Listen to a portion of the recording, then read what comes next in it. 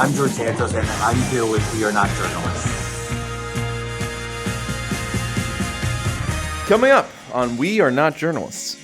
Jesper is 104 years old. He's basically a moving skeleton. He's bound to his wheelchair. He doesn't know where he is or what he's running for.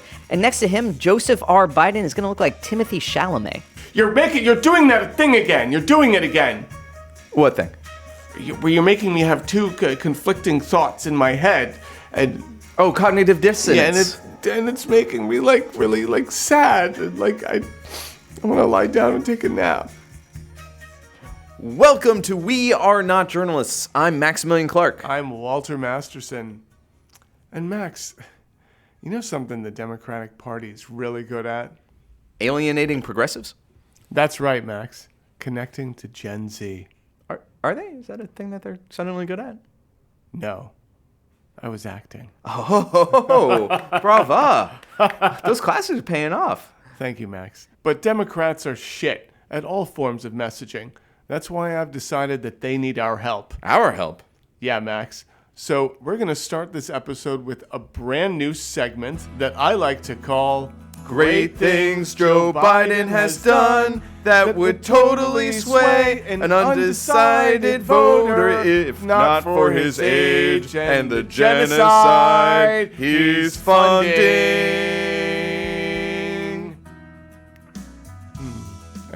We got to work on that title. Yeah, it's a little long. No, it's not long. It's just a little pitchy on genocide. Like you're supposed to go up. with Anyways. Hey, undecided voters. Do you remember the infrastructure bill? This thing was Joe Biden's crowning achievement 2 years ago. And among its many popular provisions, it provided $55 billion to expand drinking water access to 10 million Americans and 400,000 schools. Think of it. In just 2 years after this bill's been passed, 10 million more Americans have access to clean, safe drinking water. Wow, Max, that's amazing. You know who doesn't have access to clean drinking Yes, water? I know who doesn't have access to clean drinking water. Just checking. Imagine that. Clean drinking water for Americans in need. Situations like Flint, a thing of the past. Thanks, Joe Biden. And the genocide hit Rafa this week. Ugh. Join us next time for more Great things Joe Biden has done that would totally sway an undecided voter if not for his age and the genocide he's funding. But even without all the Gaza stuff, Joe Biden's age is really becoming a liability in this race. Yeah, I mean, even Jon Stewart is dunking on him. Yeah, and rightly so. He's 81 years old, the oldest man ever to run. And I don't know what the Democrats are going to do about this. Yeah, Max. That's why earlier today I interviewed this slick new consultant that the Democratic Party hired to rehabilitate his image. Oh, that's great. Yeah, let's listen to it. So, Clark Maximilian, you are the new hot... Clark Maximilian, you are the hot new consultant hired by the Democratic Party to rehab Joe Biden's image. What's your plan? Tell me everything. Well, I think it's great that you're already starting off using words like hot and new, because that's exactly how we want people to view Joe Biden. I love it. Yeah. You know, I think our real problem, and this is going to be the tough thing, the DNC's been unwilling to do this up to this point, but we got to ditch Kamala. Wait, what? He needs a new running mate. People see Kamala and they see someone with the basic youth and vigor of someone in their mid-60s. Joe Biden doesn't need a new, young, hot start Democrat. He needs someone to make him look like the young, upstart Democrat. Okay, so you're going in the other direction. The other direction. Okay. We have found Jesper Cornwall. Huh. He is 104 years old. Wow. And he's from Sarasota, Florida, and he is the new vice president of the United States in Joe Biden's second term. Oh, that's amazing. Yeah, Jesper was alive to see FDR get elected when he was 13 years old. Can you imagine that? I mean, I guess we could... I'm not going to do the math, but sure. Jesper is 104 years old. He's basically a moving skeleton. He's bound to his wheelchair. He doesn't know where he is or what he's running for. And next to him, Joseph R. Biden is going to look like Timothy Chalamet. Wow, that's amazing. I can really see this connecting with Gen Z and the working class and just people in the Rust Belt, and especially swing states that we desperately need to win and that Trump is leading in right now. Talking about union voters, Jesper was 19 years old when the New Deal was passed. Wow. He was he was on the steel line when Joe Biden was in diapers. Yeah. Oh man, what a scamp. Yeah. Wow, so he was around before all those right to work laws. Crippled America. Yeah, that's right. Yeah, well, politics is a visual medium, and I think when people see these two side by side, Gen Z is going to be like, whoa, who's this young kid? Is he one of my school chums? Oh my God, they're going to be talking about it on all their apps. Yeah, apps. That's like... The kids are always on their history talk. They love history. Yeah. Jesper's father was actually John Adams' nephew. Oh, you mean like great nephew? No. Oh, okay. And when you get Jesper, you don't just get him, you get the whole Cornwall family. If you thought the Bidens were huge, Jesper comes with 7 children, 18 grandchildren, and 13 great-grandchildren, plus his home care nurse, Esmeralda. Oh, that's amazing. Yeah, which, honestly, between you and me, would be good to have just on stage when Joe's speaking too. I got to be honest. I really don't see this. Oh, that's because you're having a hard time visualizing. I get it. Here, let me, here, take a look at this photo of the two of them together. They actually met years and years ago. Wait, when was this photo taken? Oh, that's at Dwight Eisenhower's inauguration, when Joe Biden was 13 years old, and when Jesper was 34. Oh, wow. Yeah. This photo is like it's virality. Yeah, doesn't Joe look young there? Yeah, he does look young. Yeah. That's amazing. See, it's working already. But it's not about what Jesper's history is. It's about what he brings to the future. And yeah, he may look like a drooling vegetable with cataracts the size of weasels. But do you know what I see when I look at him? What, Clark? A second term. Wow. What a strategy. Yeah, Max. The idea of a 104-year-old man in a wheelchair who needs a home health aide, it gives me much more hope for the campaign trail than Kamala Harris. Yeah. Of course, Biden and Harris aren't the only ones that are in trouble this week. Democrats up and down the East Coast have been sort of putting their foot in it.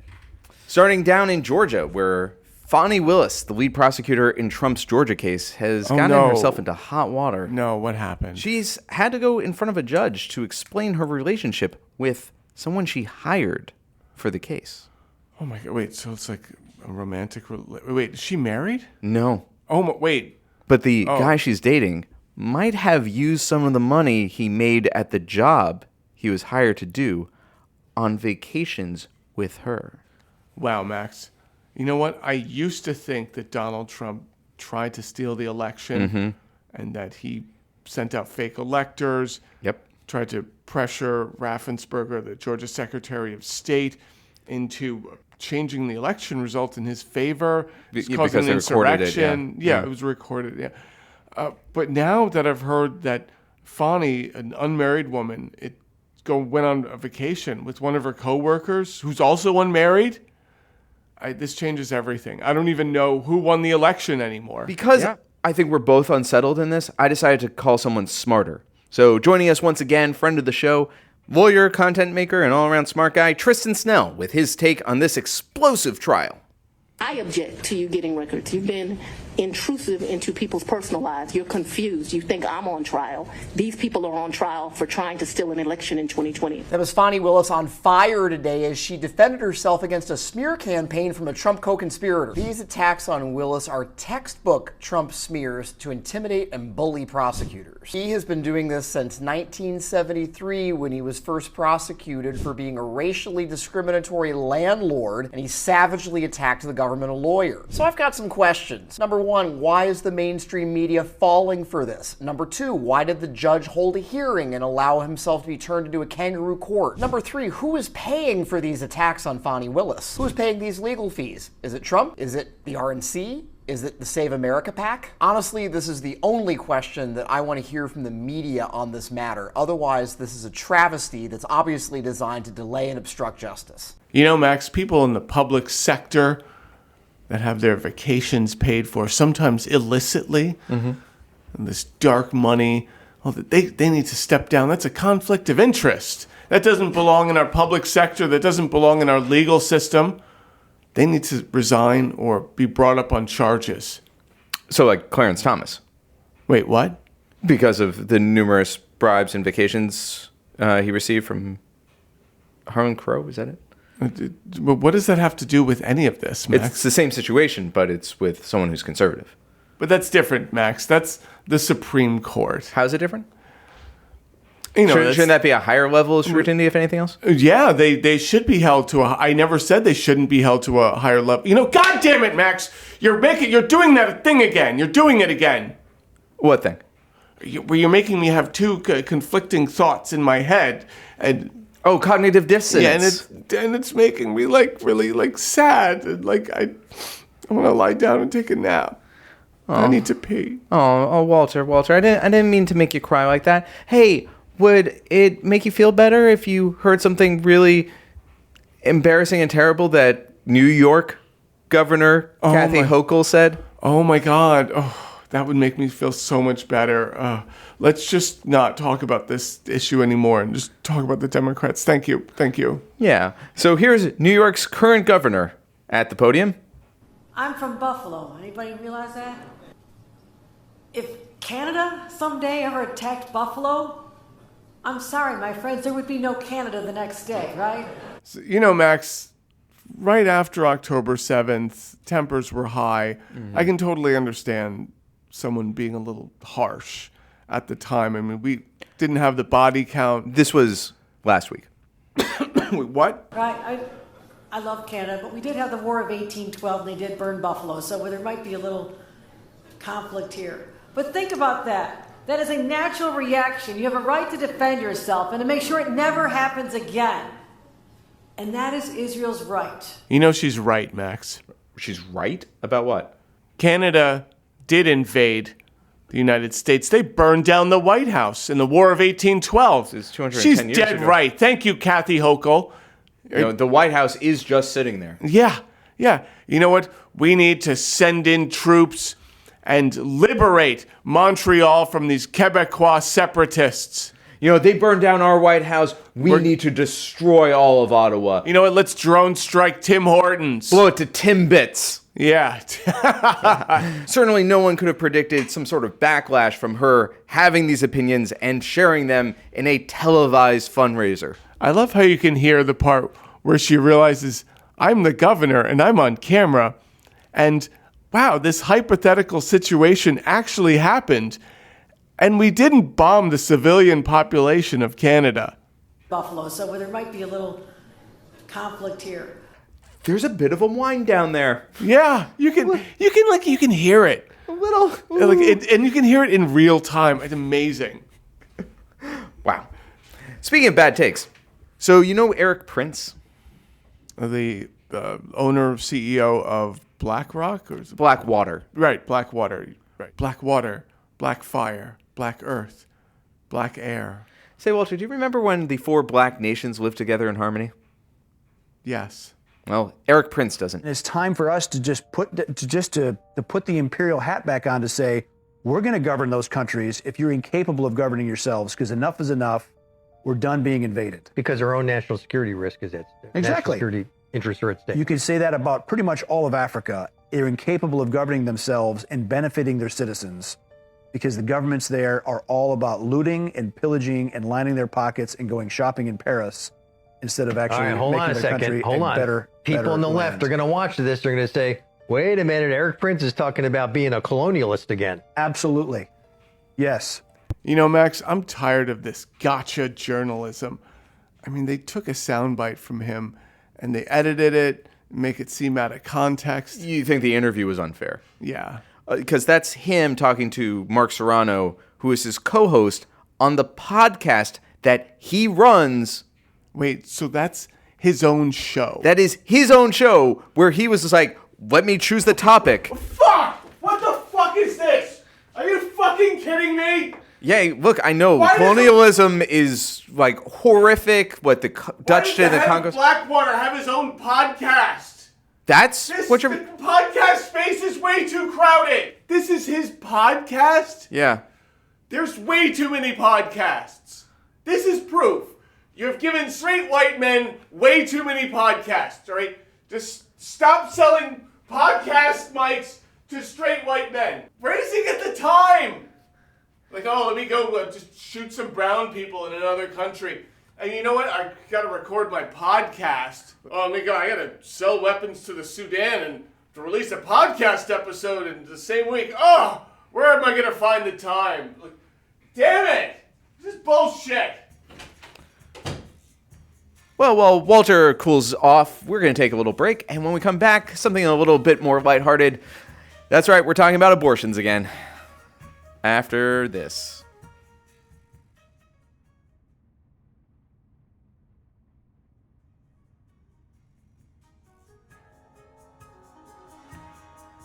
Welcome back to We Are Not Journalists. Okay, yeah, welcome back. Whew. You doing okay? I'm doing good. You were gone for 36 hours. Yes.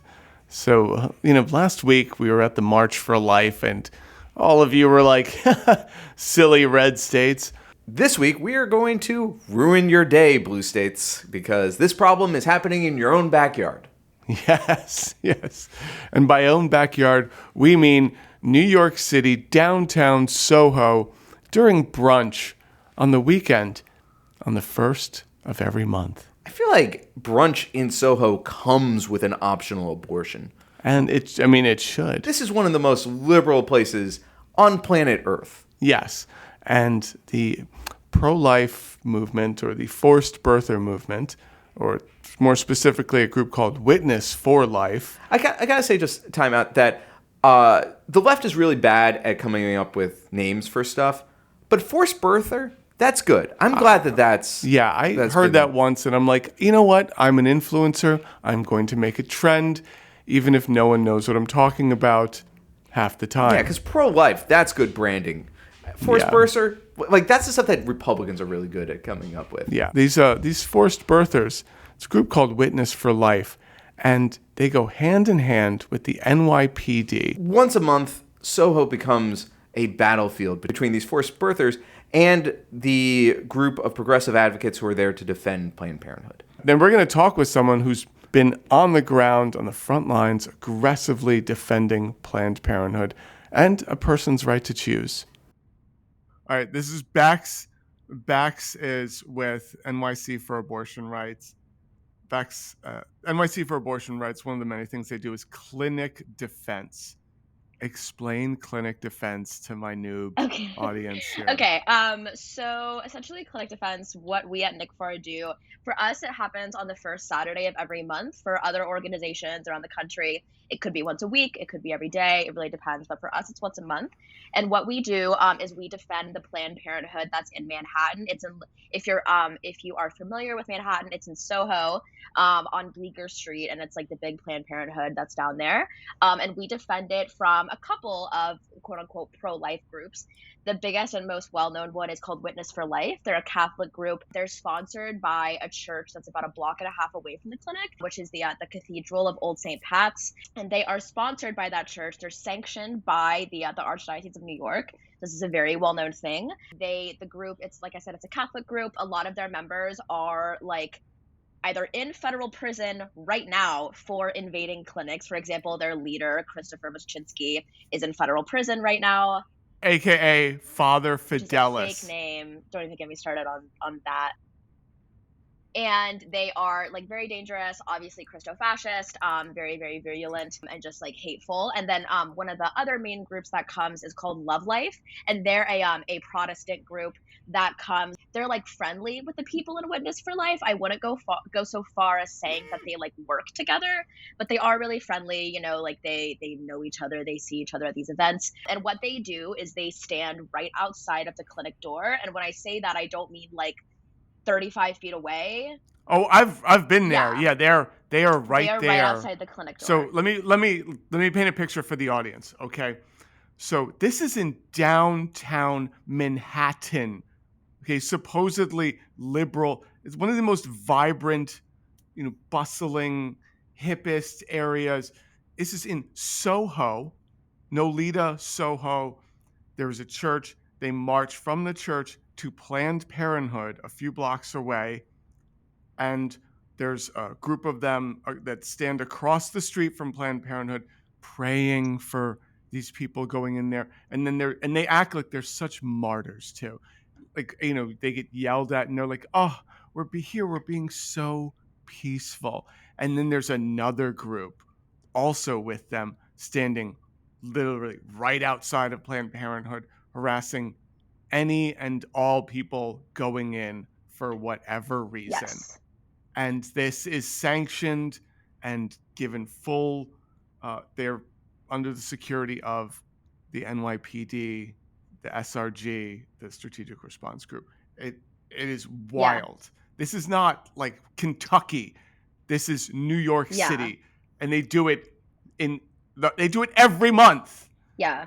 Every month, every Saturday. So I'm glad that you mentioned also the NYPD part. So Witness for Life, what they do is they request a parade permit that is granted every single month without fail by the city of New York. And so what that essentially entitles them to is have police presence there. But it's not only that like the police are there watching them process, the police actively give them an armed escort. So it used to be that NICFAR for like a couple of years, what we would do is as the members of this group would march to the clinic, we would blockade them. So we would walk backwards as slow as physically possible to delay their arrival to the clinic so that they were out of the clinic for the shortest period of time. We did that for, like I said, like about like a little bit over a year, I guess, year and a half. And then in, I believe, April of 2023, we showed up on the first Saturday of the month and there were a bunch of new barricades, a bunch of new like hindrances for us to be able to block them and block their procession. And we were like, what's going on? And ever since then, the NYPD has blocked us from having sight and sound, which is a violation of our First Amendment rights. They've blocked us from having sight and sound of these anti-abortion people as they process to the clinic. NYC for Abortion Rights, if you look at our Instagram, we've posted videos of this procession. No, I don't think the picture is being painted correctly. This is an express lane. So the police have created these barricades. This is downtown. This is a bustling, busy area on a weekend. And they barricade it for 3-4 blocks? I would say like 3, yeah. And then they often stop. They barricade the sidewalks. Yeah, they also stop traffic on like this like 4-lane road. Yeah, on Houston Street. Houston, okay? It is an express lane. You cannot get near them. And this express lane takes them right to the front of Planned Parenthood, where they also have barricades protecting them. It is weird to watch. And this is not in, like I said, this is not in some, ultra R+40 red district. This is in New York City, downtown, crazy. Yeah, it really, I think that I've been a member of NICFAR for a little under 2 years now. And so to me, like I wouldn't say that I'm totally desensitized to it, but to me it's very much like first Saturday every month I go and this is what I do. But it is insane. Like when I sit and I like watch back the videos of like these people walking toward the clinic and like 50 cops just walking in the road by an abortion clinic in a state, like you said, that's like a Democrat-led state where abortion is legal under the law in a lot of circumstances. It's insane and mind-boggling, and it's like 2 blocks from like the Adidas flagship store because it's in Soho, which is a giant shopping district in Lower Manhattan. And yeah, it's the most like dystopian thing ever.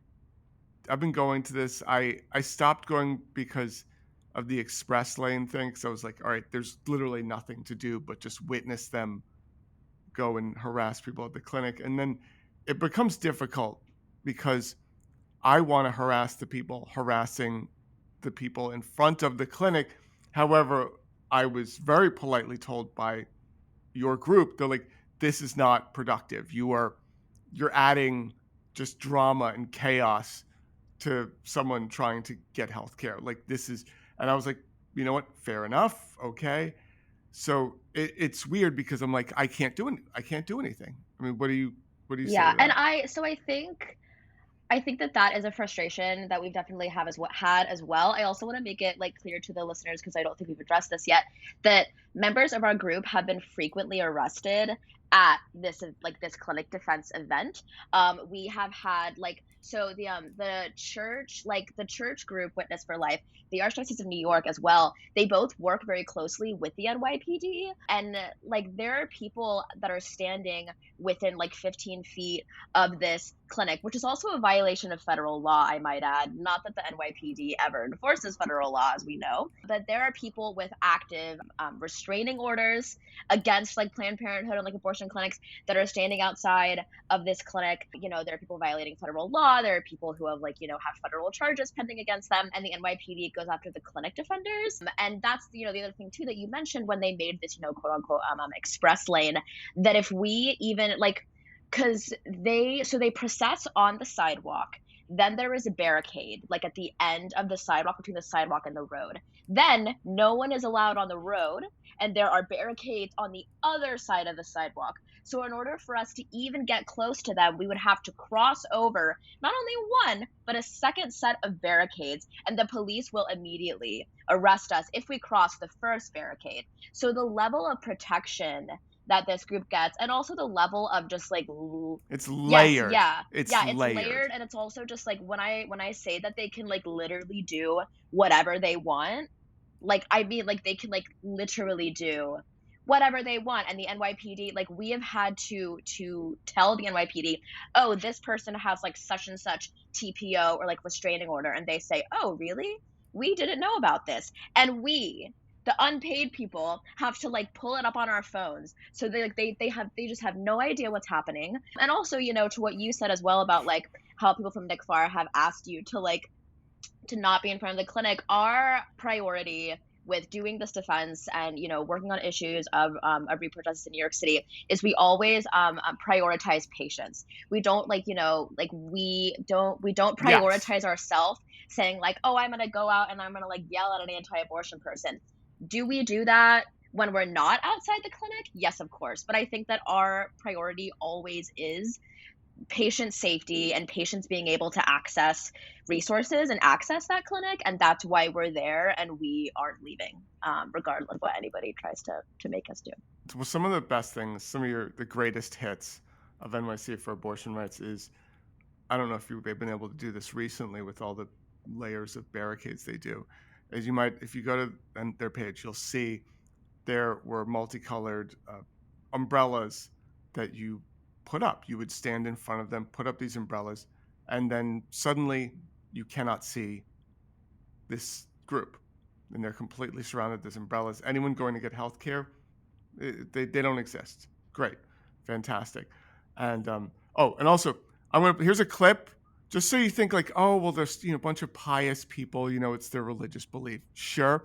Here's a clip of one of these guys, self-proclaimed groyper, standing on the steps of this church with the people that are the head of this archdiocese. And this is what he is proclaiming on here. I didn't even describe it. And you were like, oh, that, you know exactly what I was talking about. And just for reference, this isn't some random guy. He is with them constantly. He stands on the steps with them. They see absolutely nothing wrong with what he is about to say. Here we go. I am the people. I am the people. The people have decided. The court has decided. You lose.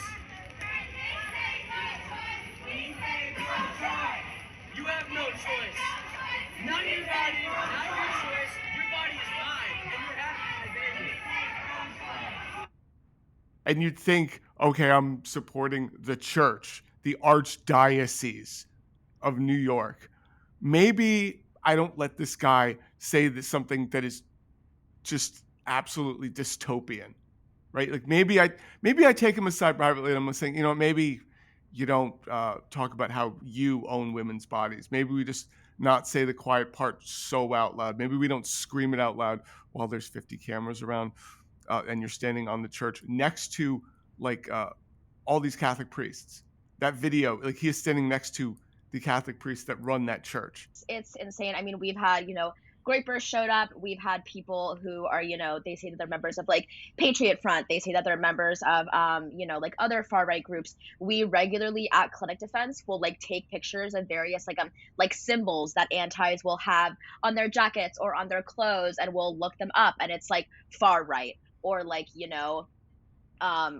essentially like, patriarchal male organizations. And that's very, very common because I think that one of the things that I try to, sort of like embed in all these conversations and bring up a lot is that it's like, this is not only religion. Like I'm a very big believer that like religion and politics are always intertwined. And for these people, like, these are not like nice grandmas and like nice people who are like, oh, well, like we can have a difference of opinion and that's okay. No, like they literally spit on me. They call me names. They have like physically assaulted, Planned Parenthood escorts like 2 months ago, members of NYC for abortion rights. These people are like vile and like virulent. Yeah, the Father Fidelis guy, it was the weirdest thing. So the first time he and I interacted was when I joined their march and I was singing, "We hate women, that's why we're here."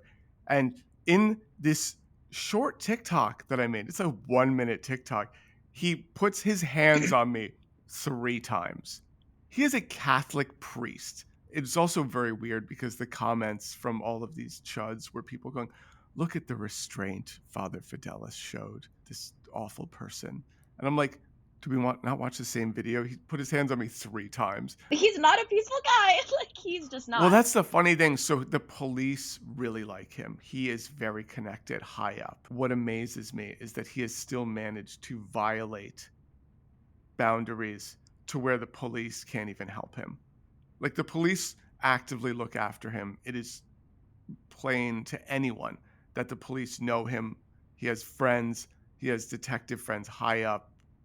And so for him to constantly be in jail means that he is just crossing the line so hard that they're like, dude, we can't do anything now.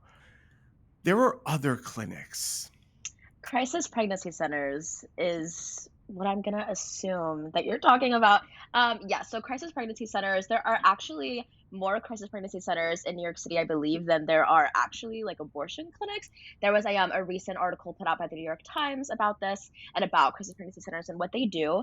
But crisis pregnancy centers, or CPCs, as they're more commonly known, are essentially, they are quote unquote clinics, but the word clinic does not refer to any like medical capabilities of these places because no medical professionals work there. It's essentially just like a bunch of like random people. And like, I can't stress enough how much this is like not a medical clinic, even though they use that word. So we need to like start with that first. They're often run by religious organizations, not always, but most of the time. And they essentially will get pregnant people to come in and they'll be like, oh, like we have abortion resources for you. And like, it's free or something. They will often use some kind of like cost, incentive. When I went to March for Life, I spoke to a bunch of people like this. They offer a pregnancy test, sure, and an ultrasound. Great. But that's it. And I feel like their health care that they provide is just incidental. It is secondary. It is an afterthought. And that's the goal. Yeah, and that's the goal. Like their number one priority is to get you to not have the abortion. So also they're allowed to like print misinformation and tell you things that aren't true. They could literally tell you like whatever they want. I think that they also do is they will get people, like in particular in states that have very restrictive timelines for abortion, for example, like 6 weeks or 12 weeks or something. CPCs will get people to come in to delay them from going to another clinic Exactly. And that's another like big priority, and that's another really, really big danger of these To run places down the is that like, clock. they'll go in, or they'll have you go in rather, and they'll just delay and delay and delay until you can't get the abortion. And yeah, like they're not clinics. They're essentially just like places, I would call them, where there are a bunch of people who like don't want you to get an abortion. And yeah, like they'll give you a pregnancy test and they'll give you an ultrasound because they think like, oh, like once you see inside your uterus, like you'll see that you don't want to have the abortion. And they just guilt people, they psychologically like manipulate you. And yeah, and they're a giant problem. Like they are a giant problem because they pose as medical facility. Yeah, and so I want to pivot back to just redirect. So you're calling the other places abortion clinics. Now the biggest bit of disinformation, misinformation. You and I call it abortion clinics. So but however, the disinformation is that Planned Parenthood is just an abortion factory, and that there's nothing else within the sphere of healthcare, women's healthcare, people's healthcare, so on, that that they do. It's just you go in there to just kill babies. A lot of other healthcare abortions actually aren't like the majority or even close to the majority of what Planned Parenthood does. So they provide, like if you have a uterus and you need to have your like annual pap smear or like gynecological exam, they do that for you. They can do, like birth control consultations if you want to, be on the pill, if you want to have an IUD. They do a bunch of like various reproductive healthcare things and provide services for both men, like for people who are assigned male at birth and also people who are assigned female at birth. Like this isn't only like I know that their like signage is pink and like everything is pink and like women, but it's not only for women, it's for like patients of all genders. And like I said, abortions aren't the majority of what they do, but I think that it's very, very common for people who are anti-abortion to kind of like group like you have healthcare and then you have abortion, and abortion isn't healthcare. And I think one of the things that's really important is to remember that like abortion is just another kind of healthcare. It's just another thing that happens. It's another, another type of healthcare that people seek out. But yeah, Planned Parenthood does like a bunch of other things. You can literally go to their website right now and you can see all of the various things that you can make an appointment for. It's not only abortions, and it's not this kind of like abortion factory thing. People on the far right talk about, quote unquote, big abortion as if it's like big pharma, and it's not. Like it's really not. And also the vast majority of abortions in the United States aren't conducted at Planned Parenthood. They're conducted at independent clinics anyways. So Planned Parenthood is very much like seen as this like representative of big abortion, and it's not that. Recently, I've noticed that they have become very good at weaponizing progressive language, progressive issues. Groups like PAAU, they can expert, in my opinion, at taking progressive language, weaponizing it towards, against abortion. So they talk about Black communities. They say, oh, they're setting up Planned Parenthoods in Black communities to kill Black babies. This is a eugenicist, and you can point to Margaret Sanger, the founder, and she had eugenicist beliefs, which were popular back then. But in reality, it's 11%. It is consistent with the Black population. The Black population is 13%.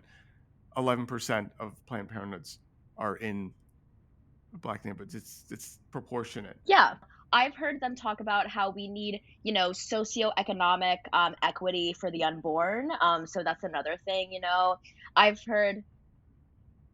Yeah, which I think is hysterical. Oh, that's such a good weaponization.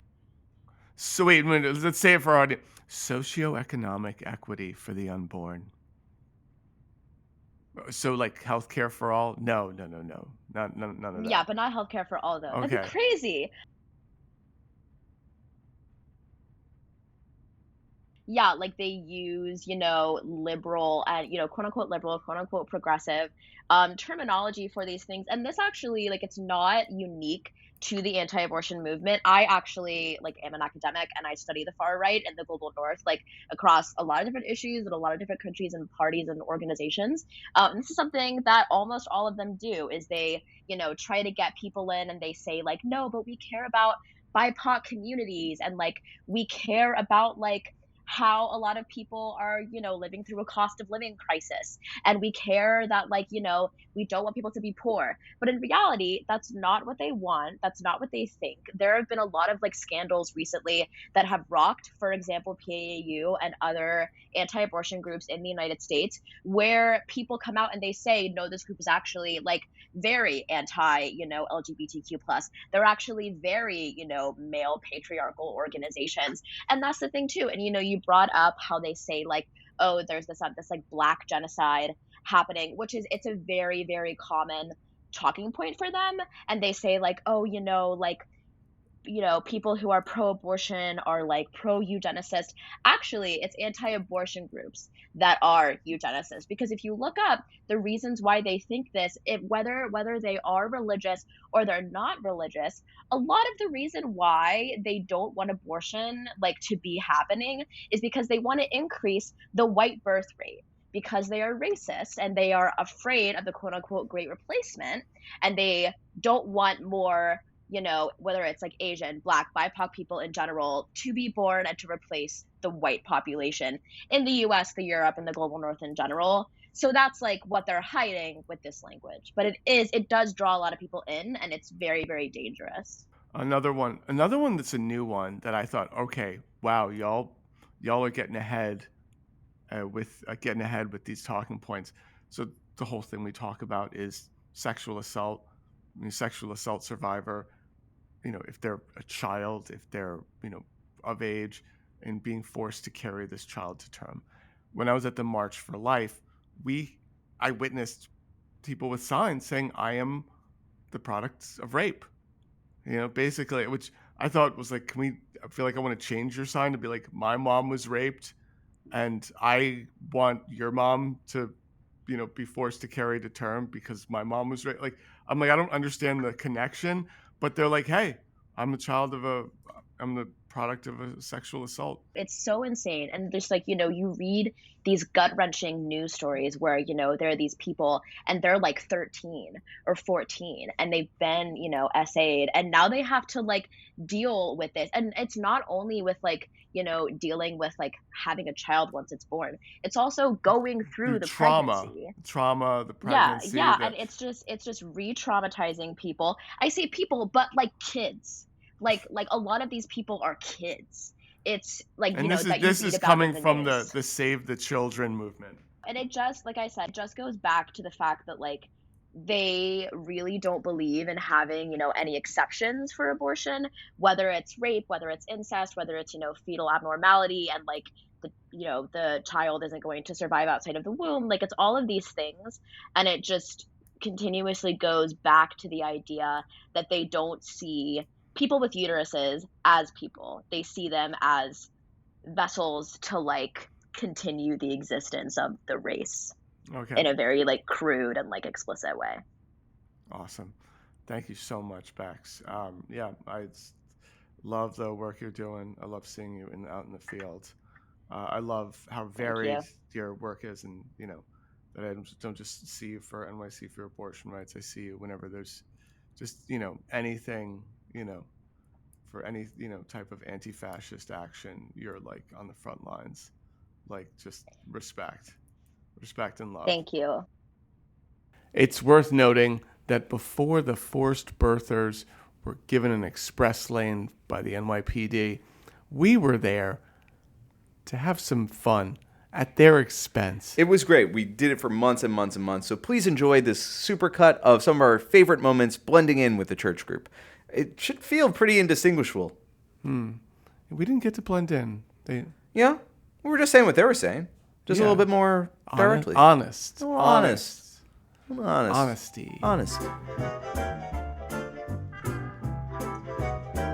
Abortion is for rich people! We need to ban abortion so that only rich people have access to it! Remember when Moses was in Egypt and he told the Hebrews to mark every doorpost so that God could kill a whole bunch of children? That is a reason you shouldn't be allowed to decide to abort a fetus. Wait until they are Egyptian! Abortion is healthcare, and healthcare is socialism. Let us remember where it is written, absolutely nowhere in the Bible, that abortions are a sin. Healthcare is a human right. Oh yeah, I bet you also think that housing is a human right as well. And maybe all of us should have food. All right, some of you really need to learn the teachings of Jesus. Am I right? Am I right? There's lots of times in the Bible that says women making decisions are like, oh, not so good. Maybe read that instead of your constitution. You're all working so hard to harass women as they get health care. I brought you some cake. If they live in Gomorrah, you can kill a child. And he gets the right to protest like everybody else. Excuse me, officers, I hate women. I'm supposed to be here. Take my hand, we'll make it, I swear. Oh, living on a prayer. Boom, boom. We will now look at James 4:12. Who are you to judge your neighbor? Wait, sorry, wrong one, that's me. And although we were having fun, the NYPD, not so much. Yeah, they didn't find it as funny as we did. Yeah, and while we were there at these events, we frequently saw them do things such as shove women to the ground because they weren't backing up slow enough from where the forced birthers wanted to go eventually. Saw that quite frequently, just people slammed to the ground. There's that photographer. Yeah, so to this day, I swear that they arrested this photographer that was standing right next to me. And I think they had said, go arrest Walter.